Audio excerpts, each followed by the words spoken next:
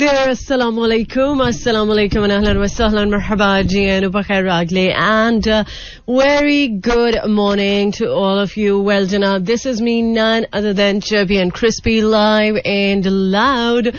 हरियाणा आयशा मलिक आपके साथ, आपका हमारे साथ रहता है एवरी मंडे टू सैटरडे सुबह 11 बजे से लेकर दोपहर 1 बजे तक, and the show is called talk of the town. So today is Thursday और 2 तारीख हो चुकी है मार्च की और 9 तारीख 11:18 ऑन द डायल. और आप सोच रहे होंगे कि आज आयशा थोड़ी सी लेट होगी. बिल्कुल, आज थोड़ी सी मुझे देर हो गई ड्यू टू ट्रैफिक. और बस ये जो कंस्ट्रक्शन का काम रुक जाए या कंप्लीट हो जाए तो फिर शायद, रुके तो ना बल्कि कंप्लीट हो जाए तो शायद जरा ट्रैफिक का फ्लो जो है वो जरा बेहतर हो जाएगा. I hope so. सो उम्मीद है कि आज के दिन का स्टार्ट आपने अच्छे से किया होगा. और बहुत सारे वो लोग जो आज पहली बार ट्यून इन कर रहे हैं 107.4, thank you so much.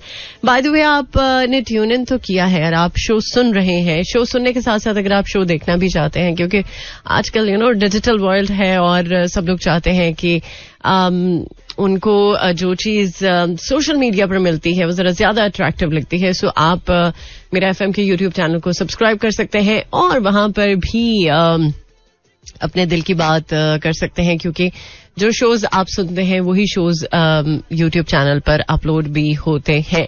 Okay, so with that note, क्योंकि उम्मीद है मुझे कि आप बिल्कुल ठीक ठाक हैं और आज के दिन में मूड अच्छा है, प्लेजेंट है. और हो सकता है कि आज आप कुछ बहुत डिफरेंट करने जा रहे हो. सो इसलिए भी हो सकता है कि आज का दिन अच्छा हो, आज के दिन में आप जरा बेहतर फील कर रहे हो. तो मैं कोशिश करूंगी कि जरा म्यूजिक भी अच्छा ही रखूं. वैसे तो नॉर्मली मेरी कोशिश होती है कि आप के लिए बहुत जबरदस्त सा म्यूजिक प्ले करूं, ताकि वो लोग जो मेरा प्रोग्राम सुनते हैं और उन्हें लगता है कि आयशा बहुत अमेजिंग म्यूजिक प्ले करती है, तो चले फिर मैं इस चीज को पूरी तरह से जस्टिफाई करूंगी कि अगर आप मुझ पे ट्रस्ट करते हैं म्यूजिक को लेकर तो बहुत ही अच्छा म्यूजिक होने वाला है आज के प्रोग्राम में. सो बाय द वे, प्रोग्राम का स्टार्ट करूंगी मैं इमरान खान के साथ और इसके बाद डेफिनेटली करेंगे आपको ज्वाइन आज के प्रोग्राम के हवाले से चिट चैट. आज के प्रोग्राम की अपडेट्स, लाइन अप क्या है आज के प्रोग्राम का, शेयर करूंगी थ्रू आउट द शो. आप रह सकते हैं फीडबैक के लिए 4471 is the number two text in, या फिर चाहें तो आप मुझे फॉलो कर सकते हैं इंस्टाग्राम पे Aisha Malik official. It's AISHAMALIK official.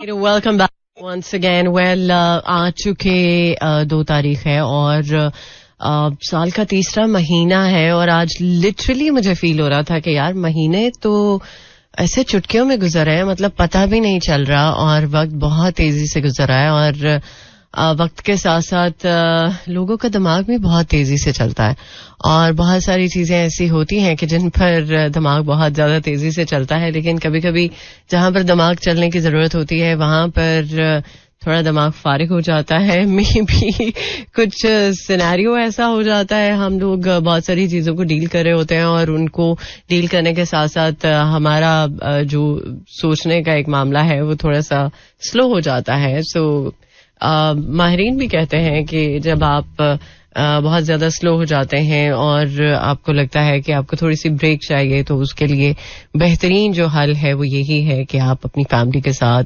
जरूर कहीं घूमने फिरने का प्लान करें, कहीं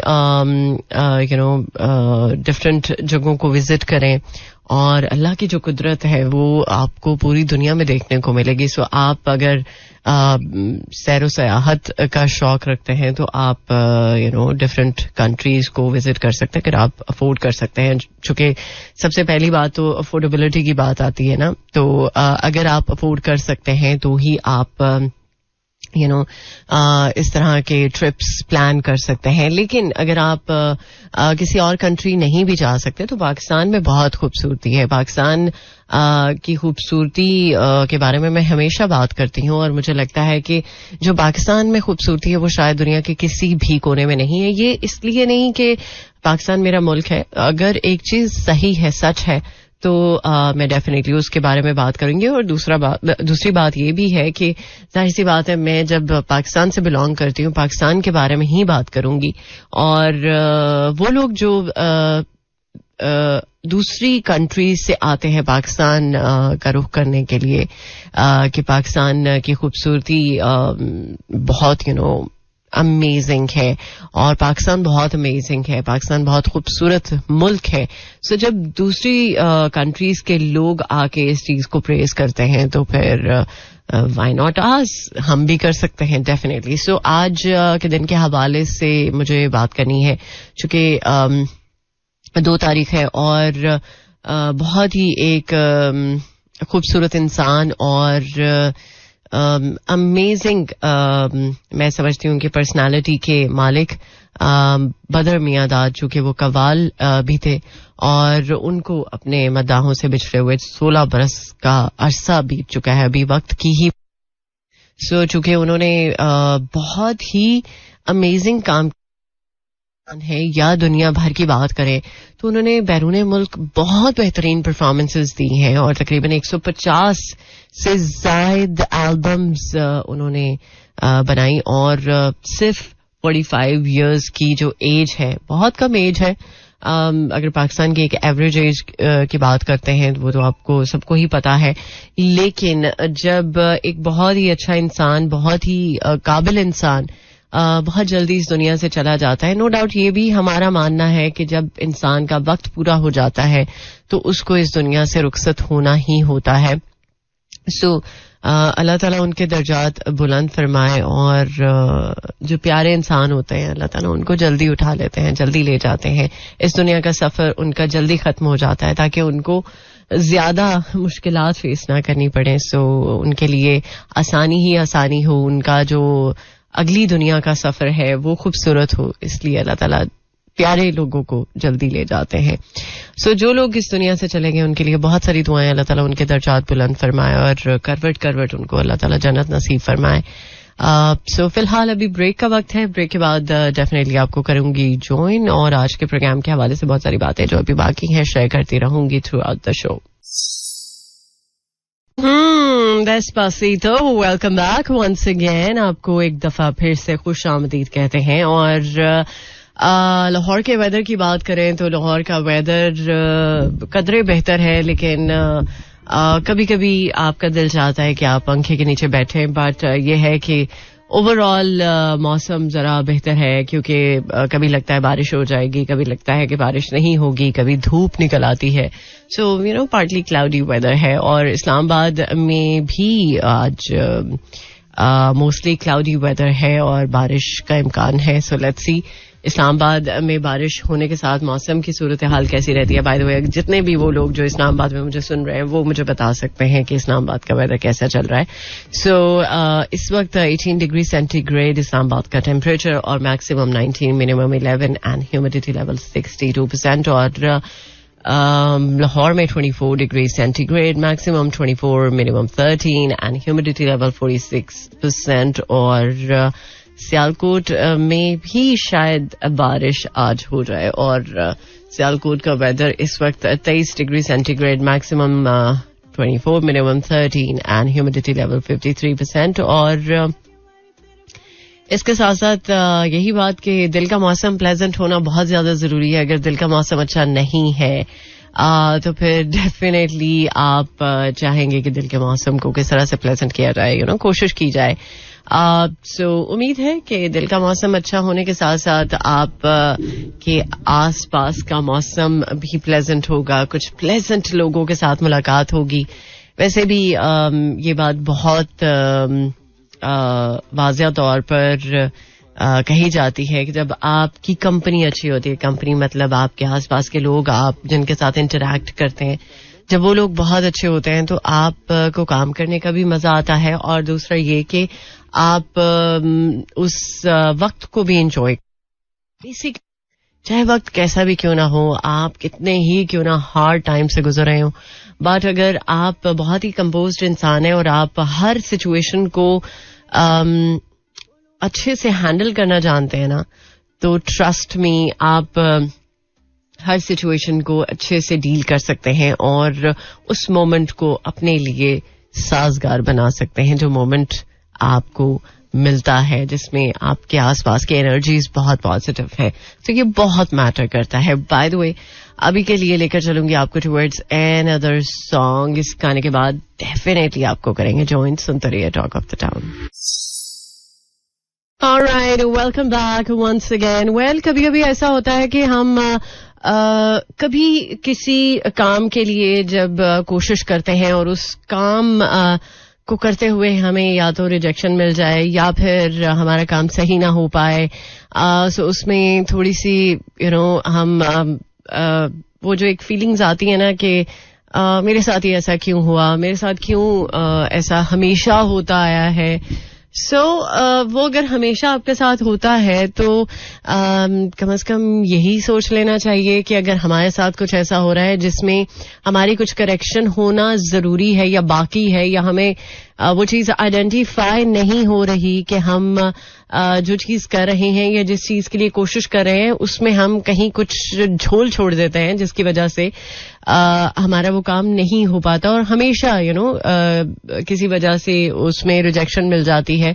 अच्छा, मुझे याद है कि जब मैं इस फील्ड में आना चाह रही थी मैं भी रिजेक्ट हुई थी और ट्रस्ट मी, मुझे बुरा तो लगा था, लेकिन मुझे लगा कि नहीं यार, अगर रिजेक्शन हुई है तो कोई बात नहीं, अपने आप को इम्प्रूव करके तो दोबारा से ऑडिशन दिया जाए, दोबारा से कोशिश की जाए. और जिस जगह से मैं रिजेक्ट हुई थी उसी जगह पे फिर उन्होंने खुद मुझे कॉल की थी, क्योंकि मैं एक और प्लेटफॉर्म पे काम कर रही थी और वहां जब मैं काम कर रही थी तो मुझे एक दिन कॉल आई अचानक से कि आप आए और प्रोग्राम करें, और फिर वो सिलसिला फिर रुका नहीं. इंसान जब अपने आप पर काम करता है और किसी और की बजाय अपने आप ही को देखता है कि मुझे किस तरह से इम्प्रूव करना है, किस तरह से मैं अपनी ही खामियों को बेहतर कर सकता हूं, तो वो जो एक एफर्ट है वो कभी भी जाया नहीं जाती, कभी भी रायगा नहीं जाती. इंसान को कोशिश करनी चाहिए अपनी किसी भी एक चीज को लेके, बजाय ये कि वो अपसेट हो. अगर सपोज जैसे उसको रिजेक्शन मिली है कहीं से या जॉब इंटरव्यू उसका अच्छा हुआ है लेकिन उसकी जॉब नहीं हो पाई, कोई मसला नहीं. मेरा ख्याल है कि आप को और बेहतर अपॉर्चुनिटी मिलेगी, शायद उससे बढ़िया, उससे बेहतर, और उसके लिए आपको मेहनत करने की जरूरत है, उसके लिए आपको कोशिश करने की जरूरत है. और वो कोशिश कभी भी रायगा नहीं जाती. इस चीज को हमें अपने दिमाग में कहीं बिठा लेना चाहिए, राइट? वो लोग जो इस वक्त ड्राइव करते हुए शो सुन रहे हैं, या वो लोग जो इस वक्त खामोशी के साथ बैठे हैं और इंतजार कर रहे थे कि चलो आयशा का शो आएगा और उसको सुना जाएगा, तो थैंक यू सो मच. आप जैसे भी जिस भी तरह से मुझे सुन रहे हैं, तो आप मुझे अपना टाइम दे रहे हैं, ये मेरे लिए बहुत ज्यादा इम्पोर्टेंट है. उसका बहुत बहुत शुक्रिया. फीडबैक के लिए आप फॉलो कर सकते हैं मुझे आयशा मलिक ऑफिशियल, और कोशिश करेंगे नाम के स्पेलिंग्स AISHA से आप लिखें तो आपको डेफिनेटली मैं मिल जाऊंगी इजीली. कल चुके पेशावर ज़ल्मी और कराची किंग्स का मैच हुआ. HPL PSL के बारे में बात थोड़ी सी कर लेते हैं. चूंकि कराची किंग्स को 24 रन से शिकस्त का सामना करना पड़ा. अच्छा, इस दफा मजे की बात यह है, ये शायद मैं सोच रही थी या मेरे दिल में बात आ रही थी कि इस दफा शायद लाहौर बेहतरीन परफॉर्म करेगा, और लाहौर आप सब लोगों को पता है कि पॉइंट्स टेबल पर ऑन द टॉप है, और लाहौर के बारे में बात आगे चल के भी होगी, क्योंकि आज लाहौर और कोयटा ग्लैडिएटर्स का मैच है, और देखते हैं कि लाहौर अपनी पोजीशन बरकरार रखने में कामयाब होता है या फिर पॉइंट्स टेबल पर पोजीशन जो है वो फ्लक्चुएट होगी. लेकिन मुझे उम्मीद है कि आज लाहौर मैच जीत जाएगा, और शायद आज मैं मे बी मैच देखने जाऊं, शायद अभी मुझे कोई कंफर्म नहीं है. कंफर्म होगा तो डेफिनेटली आपको मेरी स्टोरीज से पता चल जाएगा कि हाँ, आज मैं कज़ाफी स्टेडियम जाऊंगी. इसके साथ साथ चूंकि आज कोयटा की बात हो रही है और कोयटा ग्लैडिएटर्स को बकअप करने के लिए 3 गैर मुल्की क्रिकेटर्स भी पाकिस्तान पहुंच चुके हैं. जनूबी अफ्रीका के फास्ट बॉलर और अफगानिस्तान के मिडिल ऑर्डर बैट्समैन और इसके साथ साथ कुछ और भी वो लोग जो एक्साइटेड हैं आज के मैच को लेके. सो हो सकता है कि आपके फेवरेट प्लेयर के साथ आपकी मुलाकात भी हो जाए और आपको एक पिक्चर भी मिल जाए. आजकल जो कि पिक्चर का जमाना है, वो जो एक लिखने वाला ऑटोग्राफ होता था, अब फोटोग्राफ का जमाना है. सो हो सकता है कि आपको मौका मिल जाए, बट सिक्योरिटी बहुत टाइट है तो शायद ऐसा ना हो पाए. बाबर, रिजवान और शाहीन को 100 ड्राफ्ट का हिस्सा बना दिया गया है और वो डेफिनेटली इस 100 ड्राफ्ट का हिस्सा होंगे. ओके, सो इसके साथ साथ कुछ और भी अपडेट्स हैं ऑन एंड ऑफ आपके साथ शेयर होती रहेंगी थ्रू आउट द शो. फिलहाल के लिए मैं एक और ट्रैक करने वाली हूँ प्ले, और इस गाने के बाद डेफिनेटली आपको ज्वाइन करूंगी प्रोग्राम के सेकंड हाफ में. बहुत सारी बातें जो अभी बाकी हैं शेयर करती रहूंगी थ्रू आउट द शो. और वो लोग जिन्होंने अभी तक कल का शो नहीं देखा यूट्यूब चैनल पर, वो अभी के अभी मेरा FM का यूट्यूब चैनल सर्च करें, सो उसको सब्सक्राइब करें. चाहें तो आप जो शोज अपलोड हुए हैं उन पर फीडबैक दें, या आज जो मैं ये शो कर रही हूँ इसमें भी फीडबैक दे सकते हैं. सो ज्यादा से ज्यादा अपना प्यार पहुंचाएं और बताएं कि आप शो सुनने के साथ साथ शो देखते भी हैं. सो फिलहाल के लिए एक जबरदस्त सा ट्रैक, इस गाने के बाद डेफिनेटली आपको करेंगे ज्वाइन प्रोग्राम के सेकंड हाफ में. Alright, welcome back once again. Well, program के सेकंड हाफ में खुशामदीद. आप सुन रहे हैं टॉक ऑफ द टाउन. मुझे कहते हैं आयशा मलिक और मुलाकात का सिलसिला आपके साथ रहता है एवरी मंडे टू सैटरडे सुबह 11 बजे से लेकर दोपहर 1 बजे तक. PIA के बैरून मुल्क बंद स्टेशंस के फंड्स पाकिस्तान मुंतकिल नहीं किए गए. ओके, इस हवाले से बात करेंगे आगे चलकर. और सुप्रीम कोर्ट का पंजाब खैबर पख्तूनख्वा में 90 रोज में इंतखाबात करवाने का हुक्म. और इंटरबैंक में $13 मजीद महंगा हो चुका है. ओके ये कोई नई बात है, मतलब पुरानी बात है और कोई नई बात करे. सो महंगाई की वजह से जाहिर सी बात है जो बेसिक जरूरतों की चीजें हैं वो भी महंगी हो जाती हैं. और चूंकि पेट्रोल थोड़े से कीमत में कम हुआ है, मतलब $5 शायद कम हुआ है, राइट. और कीमतें वहीं की वहीं हैं. जब 72 पे आया था, 272 पे पेट्रोल, तो वो जो कीमतें बढ़ी थी, किराए बढ़े थे, अब चूंकि अगर फ्यूल आपको कम रेट पे मिल रहा है तो वहीं के वहीं है. और फिर एकदम अचानक से जब जंप लगेगा तो फिर महंगाई को जंप लगेगा. सो जब महंगाई होती है, चाहे पेट्रोल सस्ता हो जाए या डॉलर जरा नीचे आ जाए, तो उस सिचुएशन में भी आपको महंगाई ही फेस करनी. ये कभी भी नहीं हुआ कहीं भी नहीं कि हम चीज देखते कि अच्छा वो उस शहर में, उस इलाके में चीजें सस्ती हो गई हैं जैसे ही डॉलर नीचे आया और फ्यूल की प्राइस जो है वो कम हुई है, तो बिजली सस्ती होगी, गैस सस्ती हो गई और जो बेसिक जरूरतों की चीजें हैं वो सस्ती हो गई. और ऊपर से सोने पे सुहागा ये कि अब तो रमजान का महीना आने को है. अब तकरीबन 20-21 दिन बाकी हैं रमजान के महीने में, और अब तो जो महंगाई होनी है, लोगों ने होर्डिंग करनी है और वो चीजें जो उन्होंने सस्ते में खरीदी हैं वो फिर रमजान के महीने में महंगे में बेचेंगे और फिर अवाम पे एक और बम गिरेगा. सो इस चीज को हम शायद कभी भी हैंडल ना कर पाए, क्योंकि ये हमारे मुल्क में होता आया है. लोगों को मैं हमेशा ये बात करती हूँ कि बजाय ये कि हम रमजान के महीने में चीजें सस्ती करके बेचें, उल्टा महंगाई जो है वो बहुत ज्यादा हो जाती है, लोग परेशान होते हैं. अब शायद हम मे बी यूज टू हो चुके हैं और हमें लगता है कि ठीक है ये चीजें कभी सुधरनी नहीं है, कभी सही नहीं होनी, तो कुछ नहीं हो सकता, कुछ किया नहीं जा सकता. सो लेट्स सी कि आगे आने वाले दिनों में क्या चलता है, क्या होगा और इस मामले को किस तरह से हैंडल किया जाएगा. क्या महंगाई कंट्रोल होगी नहीं होगी. एनीवे, ये वो सवालात हैं जो सिर्फ सवालात ही रहते हैं, कभी भी इनका जवाब नहीं मिलता. खैर, अभी के लिए मैं एक और ट्रैक प्ले करूंगी आपके लिए और इस ट्रैक के बाद डेफिनेटली करेंगे आपको ज्वाइन. कुछ मजीद बातें जो अभी बाकी हैं पूरे हाफ में वो शेयर होती रहेंगी through out the show. By the way, वो फ्रूट्स जो गुलाबी रंग के होते हैं, आप सोचे कि वो कौन कौन से फ्रूट्स और सब्जियां गुलाबी रंग की होती हैं, मतलब गुलाबी, पिंक, जो पिंक की फैमिली में होती है. सो वो कौन कौन से हैं आप जस्ट इमेजिन करें. इसके बाद बात करेंगे कि आखिर ऐसा क्या है जो गुलाबी रंगत से जुड़ा हुआ है. आपके साथ शेयर करूंगी right after this song.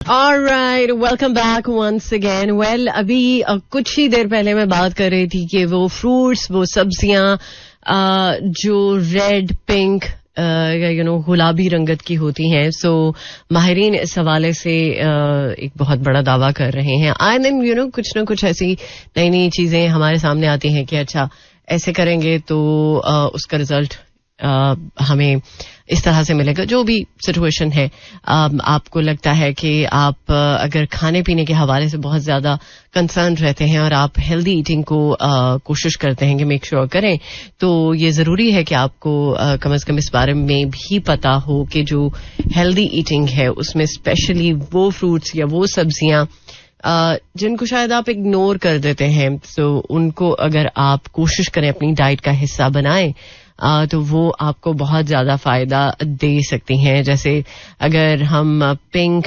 Red या हम पर्पल को काउंट करते हैं तो उसमें आपको पता है कि प्याज भी आ जाता है. प्याज भी आपको मिलता है थोड़ा सा पिंक सा, गुलाबी सा, पर्पलिश कुछ इस तरह का कलर जो कि बहुत आम मिल जाता है. और टमाटर है जो कि रेड है, अनार है जो कि रेड है, आपको अंगूर मिल सकता है. इसके अलावा कैबेज मिल सकती है. और क्या है जो आप पिंक या रेड में खरीद सकते हैं. यस, गाजर है.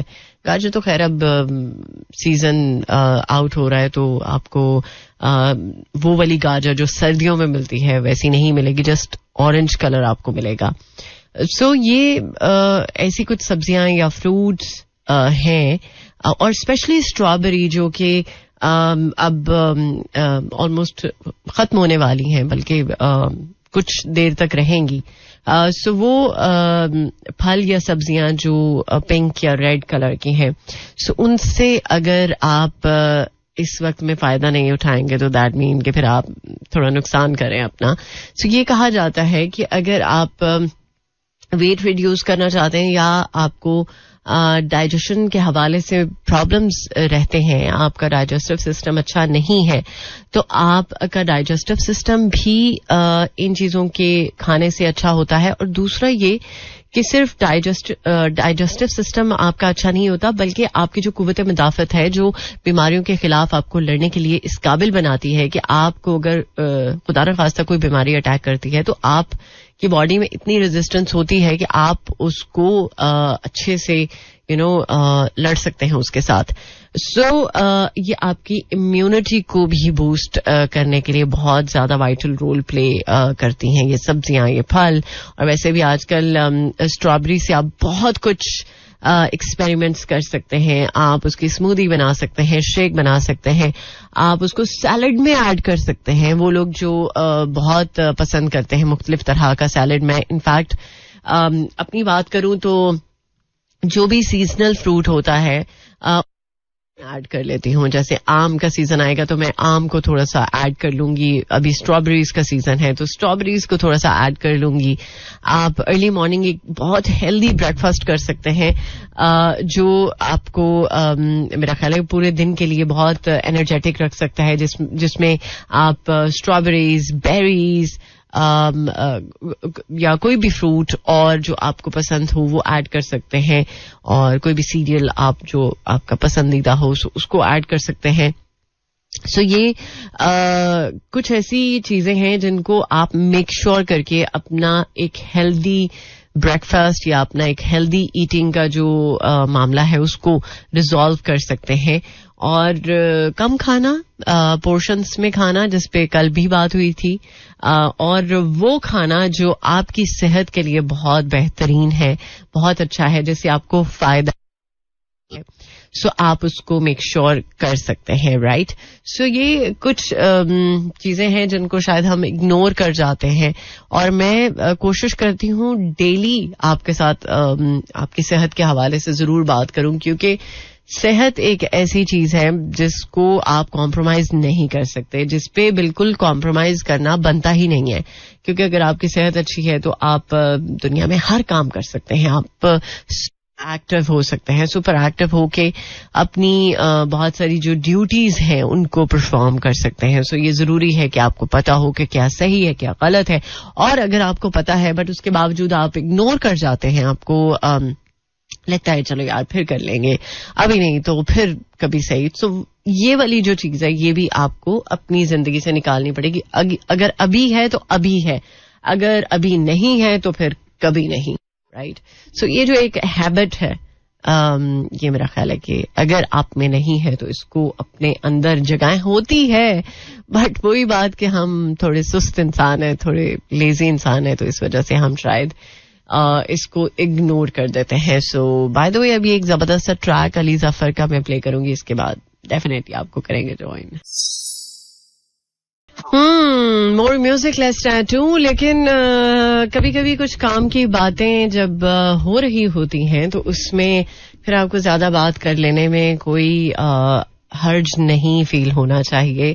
सो अभी एक ऐसा मैटर जिस पर मुझे बात करनी है, जो कि एक्सपेक्टेशन से रिलेटेड है, और हम कभी कभी ऐसा होता है कि किसी इंसान से बहुत ज्यादा एक्सपेक्टेशंस लगा लेते हैं, और ये भी कहा जाता है कि एक्सपेक्टेशंस ही हर्ट करती हैं, ना कि लोग हर्ट करते हैं, क्योंकि जरूरी नहीं कि जैसा हम किसी के लिए सोचते हैं कि कोई इंसान आपको वैसा रिस्पॉन्स दे जो आपकी डिजायर है. कोई भी आपके अकॉर्डिंगली तब तक नहीं बनेगा जब तक वो खुद नहीं चाहेगा, राइट. और किसी को जबरदस्ती तो आप अपने जैसा बना नहीं सकते. सो जो आपकी डिजायर्स हैं वो आपकी एक्सपेक्टेशंस बन जाती हैं, और तो समहाउ जब आप किसी से कुछ एक्सपेक्ट करते हैं और वो आपकी एक्सपेक्टेशंस पे पूरा नहीं उतरता, और आप उसके अकॉर्डिंगली ही चलना शुरू हो जाते हैं, और आप उसके ही हिसार में रहते हैं, आप उसके हिसार में गोल गोल घूमते रहते हैं. लेकिन होता यह है कि वो जो उसके हिसार में रहने वाली बात होती है, किसी और इंसान की बात, तो वो शायद इस चीज को नहीं समझ रहा होता कि किसी को वो अपने इस एक्ट से डिस्टर्ब कर रहा है. सो वो वैसा ही रहेगा जैसा उसको रहना है. सो व्हाई नॉट कि आप वैसे ही रहें जैसे आप हैं. आप अपने आप को किसी और के साथ जोड़ते हुए ये क्यों सोच बैठते हैं कि ये इंसान मेरी तरह हो जाए. सो हम सब कहीं ना कहीं किसी न किसी जगह पे कोई गलती ऐसी कर जाते हैं कि जो हमें तो समहाउ इस चीज को लेकर अपसेट कर देती हैं. मतलब ये इंसान अगर आपको बहुत ज्यादा टाइम नहीं दे रहा जिससे आप एक्सपेक्ट करते हैं, तो आप फिर उससे टाइम मांगते ही क्यों हैं. जब हम किसी से कुछ भी एक्सपेक्ट करते हैं और वो नहीं कर पाता, दैट मीन कि वो नहीं करना चाहता, और वो आपके अकॉर्डिंगली कभी भी मोल्ड नहीं होगा. वो तब तक मोल्ड नहीं होगा जब वो खुद नहीं चाहेगा. सो अगर वो खुद नहीं चाह रहा और अगर वो आपके जैसा नहीं हो रहा, तो फिर आप अपने आप को इस तरह से मोल्ड कर सकते हैं कि आपको मैं ये नहीं कह रही कि किसी की जरूरत ना रहे, कहीं ना कहीं जिंदगी में किसी ना किसी इंसान की जरूरत जरूर रहती है, और आप उस जरूरत को पूरा करने के लिए हमेशा कोशिश में रहते हैं. सो जरूरत यह है कि आप किसी के हिसार में रहें, पूरी तरह से अपना आप किसी को डेडिकेट कर दें. ये सरासर ज्यादती है, आपकी अपनी जात के साथ ज्यादती है. और आप अगर चाहते हैं कि हर्ट ना हो बार बार एक ही मुख्तलिफ इंसानों से, सो उसके लिए जरूरी है कि अपने आप को आप इस तरह का बना लें कि आप जो डिजायर रखते हैं किसी इंसान से, जो आप एक्सपेक्ट करते हैं, वो एक्सपेक्टेशन थोड़ी कम हो जाए, और आप उसको ये मत बताएं कि उसको ये आपको ये चाहिए वो चाहिए ब्ला ब्ला. आप उसको ये बताएं कि मैं ऐसा हूं और मुझे मेरी जो पर्सनालिटी है वो बिल्कुल सही लगती है, और अगर आपकी पर्सनालिटी उसकी पर्सनालिटी से मैच होगी तो वो डेफिनेटली आपकी पर्सनालिटी के अकॉर्डिंगली चलने की पूरी कोशिश करेगा, ना कि आपको लेट डाउन करेगा. सो जब कोई भी रिलेशनशिप होता है, चाहे वो किसी भी नौइयत का हो, सो वो तब तक वर्क नहीं करेगा जब तक आप एक दूसरे के फ्लॉज के साथ नहीं चलते. आपको जब एक दूसरे के फ्लॉज को इग्नोर करना आ जाता है तो आप, मेरा ख्याल, एक बहुत खूबसूरत रिलेशनशिप बिल्डअप कर सकते हैं. और उसमें फिर ये चीज नहीं रहती कि आपकी एक्सपेक्टेशंस पूरी नहीं होती. आपकी एक्सपेक्टेशंस भी पूरी होती हैं. वक्त के साथ साथ वो जो रिश्ता है वो मजीद फलता फूलता है और उसमें फिर आपको समझ आना शुरू हो जाता है. और समटाइम्स आप किसी इंसान को बहुत जल्दी समझ जाते हैं, समटाइम्स आपको समझने में देर लगती है, बल्कि कभी कभी तो पूरी उम्र निकल जाती है आपकी. सो जितना ज्यादा हम अपने आप को दूसरों पे कम डिपेंडेंट रखेंगे, उतना ही ज्यादा हम फायदे में रहेंगे, उतना ही ज्यादा हम कम हर्ट होंगे. सो ये मेरा ख्याल है कि हर इंसान की जरूरत है इस चीज को समझना कि अपने आप को कम डिस्टर्ब करना या कम हर्ट करना आप ही के बस में होता है. आप चाहें तो हर चीज कंट्रोल में कर सकते हैं, आप चाहें तो अपने कंट्रोल को आउट ऑफ कंट्रोल कर सकते हैं और अपना कंट्रोल किसी और को दे सकते हैं. सो जब भी हम किसी और को अपना कंट्रोल देते हैं तो हम सिर्फ हर्ट ही होते हैं, हम उस सिचुएशन में डिस्टर्ब ही होते हैं, राइट. सो मेरा ख्याल है कि ये चीज बहुत जरूरी है कि हम इसको अंडरस्टैंड करें कि क्या करना है, क्या नहीं करना. और कुछ चीजें होती चली जाती हैं और कुछ चीजें जो है वो जब नहीं होनी होती तो फिर आपको वो नजर आना शुरू हो जाती हैं. तो उस सिचुएशन में मेरा ख्याल ये ब्लेसिंग है कि आपको कुछ चीजें पता चल रही होती हैं और आप फिर उनसे डील कर रहे होते हैं और उनको अपने ऊपर सवार नहीं होने देते, राइट. सो इसी नोट के साथ अभी मुझे लेकर जाना है आपका टुवर्ड्स अनदर सॉन्ग, और इस गाने के बाद डेफिनेटली आपको करेंगे ज्वाइन. सुनते रहिए talk of the town. Alright, welcome back once again. जरा इलॉन मस्क के बारे में बात कर लेते हैं अभी, चूंकि उनके बारे में कोई ना कोई न्यूज जरूर आती है. वो उनको पता है कि उन्होंने कैसे अपने आप को लाइमलाइट का हिस्सा बनाना है, किस तरह से वो इन रहेंगे, किस तरह से वो टॉक ऑफ द टाउन बने रहेंगे. सो चूंकि आपको पता है कि दुनिया के रिचेस्ट पर्सन इलॉन मस्क थे आज से कुछ महीनों पहले, लेकिन 2 महीने, तकरीबन 2 से 2.5 महीने तक का जो एक वक्त था, उसमें उन्हें थोड़ा सा इस चीज को फेस करना पड़ा कि वो दुनिया के जो एक रिचेस्ट पर्सन की कैटेगरी में शामिल होते थे. सो वो थोड़ी सी रैंकिंग उनकी नीचे आ गई और ये चीज जो है वो आर्नल्ड ने अपने नाम कर ली. और अभी देखा जाए टेस्ला के शेयर्स की कीमतें जैसे जैसे बढ़ रही थी, बल्कि ये कहा जा रहा है कि जनवरी से ऑनवर्ड्स टेस्ला की जो कीमतें बढ़ रही थी और उनकी जो इनकम है वो भी ज्यादा हो रही थी. सो अब उन्होंने वापस ये जो चीज है अपने नाम कर ली है और ये क्लेम कर रहे हैं कि वो अब दुनिया के रिचेस्ट पर्सन की लिस्ट में नंबर 1 पर वापस आ चुके हैं, मतलब 2-2.5 महीने की कोशिश के बाद. और अब ये चीज तो उनको वापस मिल चुकी है, लेकिन एक और भी काम है जिस पर वो बात कर रहे हैं, बल्कि उस पर काम भी कर रहे हैं. सो इलॉन मस्क चैट जीपीटी का जो एक अल्टरनेटिव है वो तैयार करने की ख्वाहिशमंद है और इसके लिए उन्होंने आर्टिफिशियल इंटेलिजेंस के हवाले से काम करने वाले जो लोग हैं उनको कांटेक्ट किया है और सोचा है कि ये जो चैट जीपीटी है इसके बारे में एक बेहतर फैसला कर सकें, इसका जो एक मुतबादिल है उसको तैयार कर सकें. और अभी अगर देखा जाए तो एक दिलचस्प बात यह है कि इलॉन मस्क चैट जीपीटी तैयार करने वाली जो कंपनी है उसके शरीक बानी है. सो उन्होंने 2008 में इस कंपनी से अलहदगी इख्तियार की थी और दिसंबर 2022 में एक ट्वीट के दौरान उन्होंने चैट जीपीटी को खौफजदा कर देने की हद तक एक अच्छा करार दिया था. सो मतलब कभी कभी वो अपनी ही स्टेटमेंट्स के साथ कॉन्ट्रोडिक्ट कर जाते हैं और उन्हें बाद में फिर शायद अंदाजा होता हो या एहसास होता हो कि यार वो जो कुछ कह रहे हैं वो कभी कभी सही नहीं भी होता. लेकिन खैर, अब चूंकि उन्हें पता है कि किस तरह से मुझे अपने आप को मजीद इन रखना है, चूंकि 2022 का जो साल शायद मुझे लगता है इलॉन मस्क साल था, क्योंकि ट्विटर के हवाले से बात हो या टेस्ला के बारे में बात हो, किसी भी चीज को लेके बात करें तो इलॉन मस्क बहुत ज्यादा इन रहे थे. उनके बारे में बहुत ज्यादा आर्टिकल्स छपे थे और लोगों ने बहुत ज्यादा बात की थी. सो मेरा ख्याल है कि 2022 का साल जो है शायद उन्हीं का साल था. एनीवे, अभी मुझे आपसे इजाजत लेनी है और 12:49 बल्कि 50 ऑलमोस्ट होने वाले हैं.